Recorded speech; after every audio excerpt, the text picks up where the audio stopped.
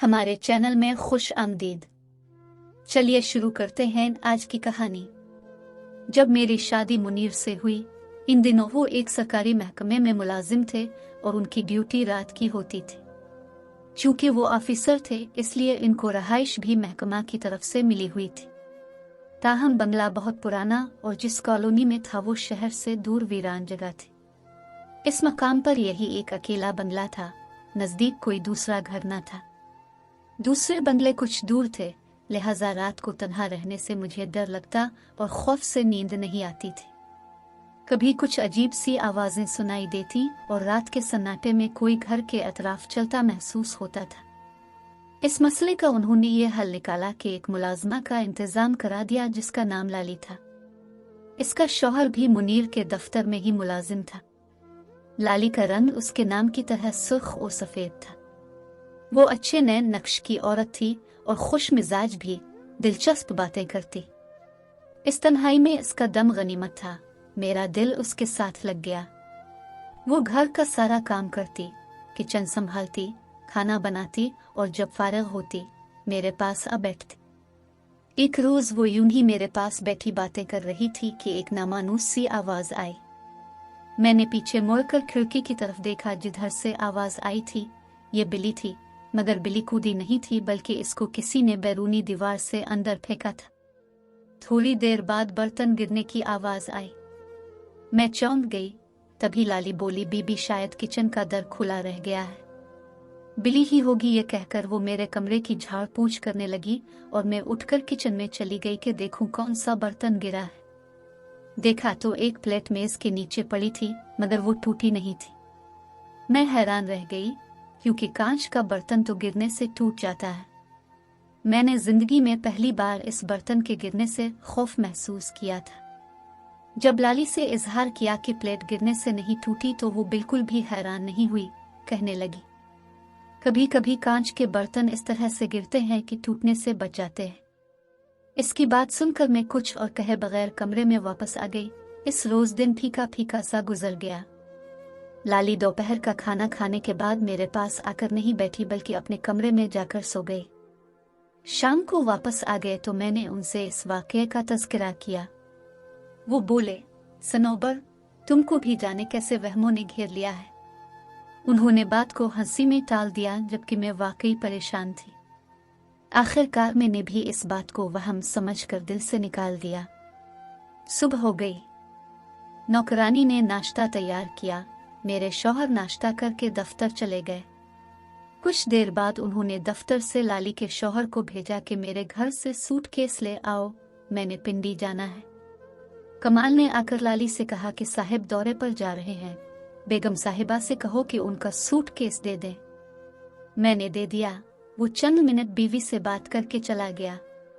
मैंने लाली से पूछा, तुम्हारा शौहर क्या कह रहा था?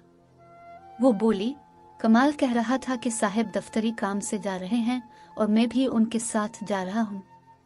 आज मेरी उनके साथ ड्यूटी है। फिर तो आज हम शाम से खाना खाकर सो जाते हैं क्योंकि देर तक जागने से मुझको आवाजें सुनाई देने लगती हैं और डर लगता है। आखिरकार रात हो गई और मैं कमरे में जाकर सो गई जबकि लाली अभी तक जाग रही थी। कहने लगी, अब सो जाइए बेफिक्र होकर, मुझे अभी नींद नहीं आ रही। ये कहकर वो बरामदे में जाकर लेट गई। मैं अभी सही तरीके से सो नहीं पाई थी कि अचानक एक डरावनी आवाज सुनाई दी। मैं जल्दी से उठ गई, जहन पर जोर डाला कि यह आवाज किधर से आई है। अभी सोच ही रही थी शायद आवाज बैरूनी दीवार के उधर से आई है कि आवाज फिर सुनाई दी और मेरी चीख निकल गई। वो दौड़ती हुई मेरे पास आई। मैं हाँप रही थी। पूछा, लाली, तुमने कुछ सुना? बोली, नहीं तो, अब शायद नींद में डर गई है। मैं सोई नहीं थी, अभी जाग रही थी। बेदारी में 2 बार आवाज सुनी है। मेरी आवाज में लर्जिश थी मगर इसका चेहरा सपाट था जैसे उसे मेरी बात का यकीन ना हो। कहने लगी, मगर मुझको तो कुछ सुनाई नहीं दिया। इसकी ऐसी बातों से मैं और भी सहम जाती थी। मैं अब तक खौफजदा थी। तभी लाली ने कहा, बीबी जो कुछ है वो आपके साथ है, मेरे साथ तो कुछ नहीं है। तभी मैं बोली, क्या करूं फिर? तुम ही बताओ। आप किसी आमिल से पढ़वाएं और जिस दिन साहिब की ड्यूटी हो रात को अब भी मैके चली जाया करें। इनकी तो अक्सर रातों की ड्यूटी होती है, रोज रोज तो मैके नहीं जा सकती। अभी हम ये बातें कर रहे थे कि लाइट चली गई, वो अभी आज कुछ तेज चल रही थी। शाय शाय की आवाज सुनकर मैं सहमी जाती थी। मेरी उम्र कम थी, अकेले रहने की आदत न थी, ऐसे में लाली ही मेरा सहारा थी। मैंने कहा, लाली तुम मेरे कमरे से मत जाओ। वो कुछ देर तक मेरे पास बैठी रही। जब मैं सो गई तो वो दबे कदमों बाहर चली गई। वो अब बरामदे ही में सोने लगी थी। लाली बरामदे में सो रही थी कि आधी रात को मेरी आंख खुली। मुझे सरगोशियों की आवाज सुनाई दी। गौर से कान लगाए, यूं महसूस हुआ जैसे इसके साथ कोई बातें कर रहा हो। मैंने आवाज दी, लाली कौन बातें कर रहा है? इसने जवाब ना दिया तो मैंने उठकर लाइट ऑन करना चाहिए। बिजली गायब थी। अंधेरे में मेरा पांव कुर्सी से टकराया आवाज पैदा हुई। तब लाली ने कहा, बेगम साहिबा क्या बात है?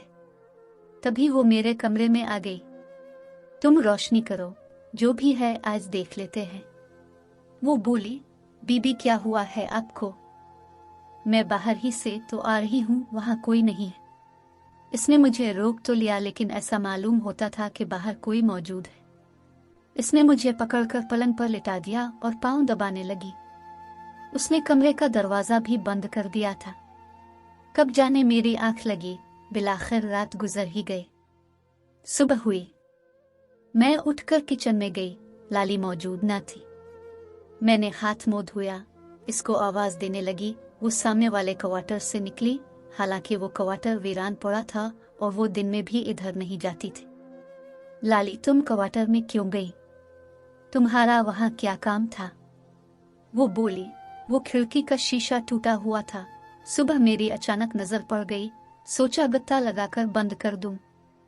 इस टूटे हुए शीशे से बिल्ली और चमगादड़ें अंदर जाकर आवाज पैदा करती होंगी तो ही अब डर जाती है। बात माकूल थी।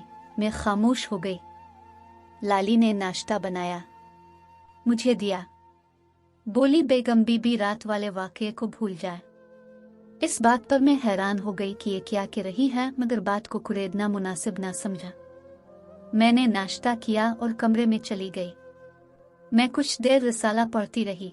जब दिल ना लगा तो टहलने लगी।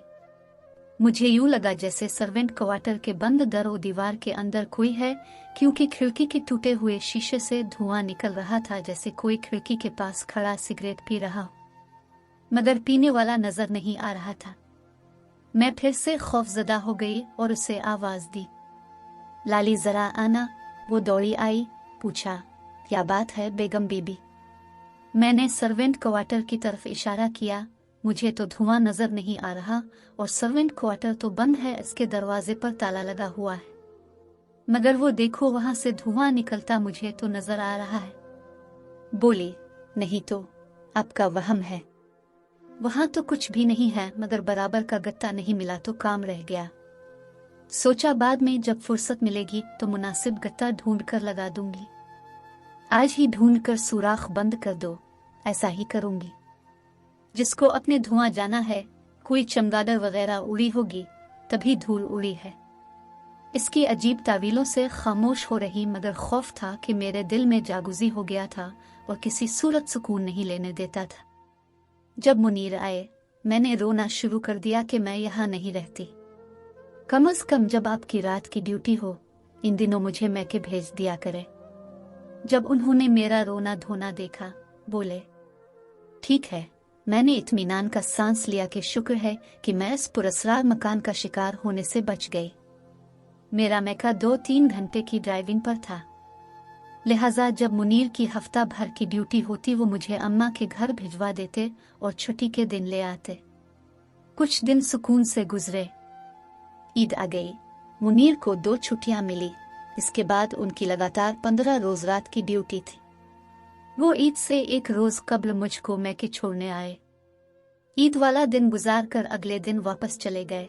अब मुझे 15 रोज यहाँ रहना था। 12 दिन गुजरे थे। मैंने एक रोज अखबार उठाकर देखा। नजर एक खबर पर पड़ी, लिखा था कि लाली नामी औरत को इसके खावंद ने गला घूंटकर हलाक कर दिया। मेरा ध्यान लाली की तरफ चला गया, फिर इस ख्याल को जहन से झटक दिया और लाहौल पड़ने लगी कि इंसान के दिमाग में भी कैसे कैसे ख्याल आते हैं। मेरी आदत थी कि मैं इस किस्म की खबरें पूरी नहीं पढ़ती थी। लाली तो एक अच्छी औरत थी, उसने कभी अपने शौहर की बुराई ना की थी। इसकी शादी को 10 बरस गुजर चुके थे, मगर अभी तक बच्चे ना हुए थे। अब उसकी उम्र 30 बरस हो चुकी थी। न जाने कब से वो अपने शौहर को नापसंद करती थी, ये मुझे मालूम न था। मुझको क्या खबर थी कि रातों की ड्यूटी की वजह से वो शौहर की गैर मौजूदगी से फायदा उठाना चाहती थी। वो तो सीधी सादी खामोश तबीयत और अपने काम से काम रखने वाली थी। कुछ शौकीन मिजाज जरूर थी, बस पहनने ओढ़ने की हद तक। लिबास अच्छा और साफ सुथरा पहनती थी, खुशबू वगैरह उसे पसंद थी, रोज नहाती, मगर सारा मसला ये था कि वो चाहती थी मैं घर में ना रहूं और वो अकेली हो, इसे कुछ वक्त तन्हाई मुयस्सर कर दूं। तभी इसने ये खेल खेला। वो अजीबो गरीब आवाजें और रूहों का चक्कर खुद इसी का चलाया हुआ था, ताकि मैं डर कर में के चली जाया करूं और वो मेरे घर में मनमानी कर सके और इसका चाहने वाला जाहिद इससे मिलने आसानी आ सके। हमारा घर उसके लिए इस मामले में बिल्कुल महफूज था। पहले तो वो मेरी मौजूदगी में भी आ जाता था, जबकि मैं सो जाती वो रात को दरवाज़ा खोल दिया करती और ये दोनों हमारे सर्वेंट क्वार्टर में रात को मिलते थे। एक दिन जो मैंने सिगरेट का धुआं टूटी हुई खिड़की से निकलते देखा, तो असल में जाहिद नामी उसका शनासा वहां मौजूद था, मगर लाली ने मुझे बहलाकर मेरा ध्यान उधर से बटा दिया। तभी इसके साथी ने मुझे डराने का एक सिलसिला शुरू कर दिया और ये दोनों अपनी चाल में कामयाब हो गए, क्योंकि मैं वाकई डरने लगी थी और उन सब आहतों को जिन्नों भूतों की कारस्तानी समझने लगी। हालांकि ये सब जाहिद के करतूत थे। खुदा जानी ये खेल कब तक जारी रहता, लेकिन अल्लाह ताला ने इस मामले से पर्दा हटाना था और ये राज फाश करना था। इससे पहले कई बार ऐसा हुआ कि दिन में भी अचानक लाली गायब हो जाती। मैं उसे आवाजें देती, कमरे से बाहर आती, बरामदे में ना होती तो मैं किचन और फिर गुस्ल खाने में झांकती, वो तब भी ना मिलती। मैं थक कर अंदर आ बैठती तो वो जरा देर बाद आ जाती कि बीबी मैं तो छत पर थी, सोचा आज छत की सफाई कर लूं। मैं तो कभी छत पर ना जाती थी कि देखती इसने वहां सफाई की है या नहीं। इस दिन भी मेरे मियाँ रात की ड्यूटी के लिए चले गए, तो मैंने लाली से चाय बनाकर लाने को कहा। मैंने चाय पी, फिर मुलाजिम लड़के को आवाज दी, आज तुम घर जाकर रात को वापस आ जाना और यहाँ ही सोना, क्योंकि लाली अकेली है। वो बोला, अच्छा बीबी जी, मैं माँ को बताकर आ जाऊंगा। लाली हमेशा कहती कि इसको अकेले रहने से डर नहीं लगता, इस लड़के को वापस आने का मत कही। आज भी इसने यही कहा, मगर मैंने उसे समझाया कि तुम हमारी जिम्मेदारी हो, बेशक तुमको डर नहीं लगता, तुम्हारे शौहर ने तुमको हमें सौंपा है। कभी इंसान की अचानक तबीयत भी खराब हो जाती है, ऐसे में कोई डॉक्टर को बुलाने वाला तो। कहने लगी, मुझको कुछ नहीं होने वाला, अब तक भी तो अकेली रह लेती हूँ। इस लड़के को बस भेज ही दें और मना कर दें, ये रात को ना आए। बेशक तुम निडर हो, बहादुर हो, मगर हमें तो डर लगता है। मैं उसको कह देती हूँ वो अपनी माँ को साथ लेता आएगा। दरअसल मुझे मुनीर ने कहा था कि इसका शौहर कहता है कि बेहतर है कि हम इसको घर में बिल्कुल अकेला ना छोड़ा करें। मैं के जाते हुए मैंने इसको कहा था कि अगर मुलाजिम लड़का आए तो इसको बरामदे में सुला देना और तुम कमरे में सो जाना और अंदर से कुंडी लगा लेना। वो बोली ठीक है, ताहम इसके चेहरे पर परेशानी थी, जैसे वो नहीं चाहती थी वो आए, मगर हमारी वजह से मजबूर थी। इस शाम मुनीर जल्द चले गए और उनका ड्राइवर मुझे मैके छोड़ने गया। थोड़ी दूर आगे जाकर मुझे याद आया कि मैं अपना पर्स तो घर भूल आई हूँ। मैंने ड्राइवर से कहा कि वापस चलूं। वो मुझको घर ले आया, अभी तक गेट खुला हुआ था। लाली ने इसे बंद नहीं किया था, मुलाजिम लड़का भी जा चुका था। मैं लान से गुजर कर कमरे में आई, वहां कोई नहीं था। मैंने कमरे की खिड़की से देखा, वो बाएं बाग की तरफ जा रही थी। मैं खामोशी से इसको देखती रही। वो एक दरख्त के पास रुक गई। उसने दरख्त के तने से टेक लगा ली। अचानक इसी जानिब की अकबी दीवार पर 2 हाथ नमूदार हुए। फिर एक शख्स का सर नजर आया। उसने लाली का इशारा मिलते ही दीवार फलांग ली और घर के अंदर कूद आया। वो अब बाएं बाग में आ चुका था। लाली इसके नजदीक पहुंची और उससे बातें करने लगी। बातें करते हुए वो मेरे कमरे की खिड़की की जानिब आ रहे थे। मैं पर्दे की ओट में हो गई।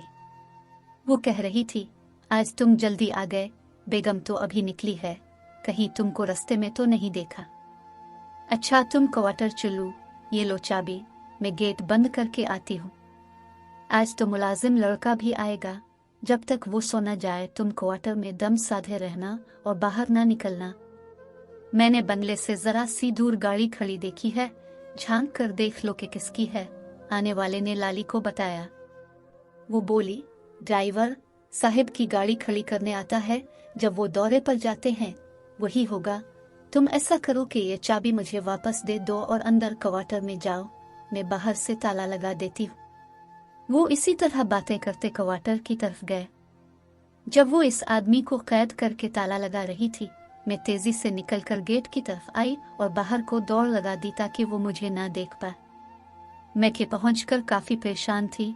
सोचा किसी को बताने से पहले शौहर ही को बताना चाहिए, मगर वो तौरात की ड्यूटी पर थे और उनके आने तक मैके में रहकर मुझको उनका इंतजार करना था। इस मामले पर मैंने मैके के किसी फर्द के सामने लब न खोले। बहरहाल सारी बात अब मेरी समझ में आ चुकी थी, वो क्यों मुझे डराती थी। इस रात मेरी हिदायत पर मुलाजिम हमारे घर रात सोने को आ गया। आधी रात को इसकी आंख खुल गई और वो लाली के राज से वाकिफ हो गया। वो भी तो महकमे ही का मुलाजिम था, कमाल को जानता था। इसने फोन करके कमाल को आगाह कर दिया और वो मौका पर पहुंच गया। जाहिद तो बच निकला, लेकिन लाली इसके हाथ आ गई।